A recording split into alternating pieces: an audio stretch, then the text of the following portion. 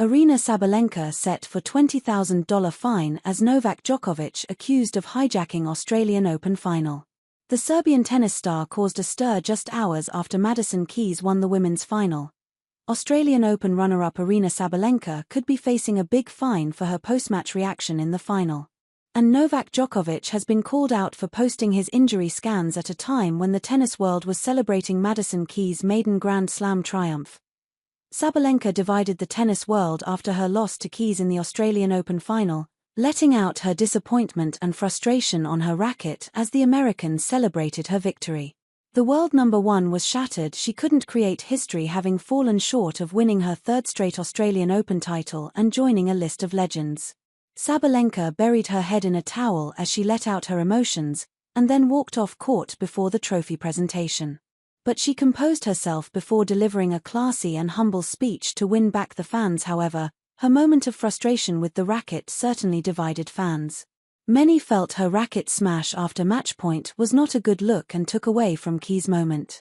Others felt it showed how important winning another Australian Open meant to the Belarusian. Regardless, the world number one is facing a big fine for her outburst. The maximum penalty for racket abuse is $50,000. While Sabalenka won't be whacked with a fine that big, she could be looking at around $15,000 to $20,000 considering her moment occurred on the biggest stage for women's tennis. Sabalenka admitted her racket smash helped release frustration ahead of the classy runner-up speech. "There definitely was a bit of frustration because I was so close to achieving something crazy," Sabalenka said. "When you're out there, you're fighting, but it seems like everything going not the way you really want to go. I just needed to throw those negative emotions at the end just so I could give a speech, not stand there being disrespectful. I was just trying to let it go and be a good person." In comparison, Daniil Medvedev copped a $16,000 fine for his first-round behavior when he smashed a GoPro camera situated on the net. While Medvedev's incident appeared worse for his repeated attempts to hit the camera, it certainly wasn't on the same stage as Sabalenka, with fans around the world tuning in to the women's epic final. This is why Sabalenka's fine could be upwards of $20,000. Regardless, the fine will be a small price to pay considering Sabalenka won $1.9 million for finishing second at this year's tournament. Medvedev's total fine was $122,000 after he was sanctioned for intimidating an official when he feigned to hit a ball towards them, and while Sabalenka will be waiting to find out her penalty, fans have taken aim at Djokovic for the timing of his response to critics. While the tennis world was celebrating Keys' epic Grand Slam triumph, many felt Djokovic mistimed his swipe at critics and took the spotlight away from the women's champion. Djokovic was unfairly booed off court during the semi-final after he retired hurt after one set against Alexander Zverev.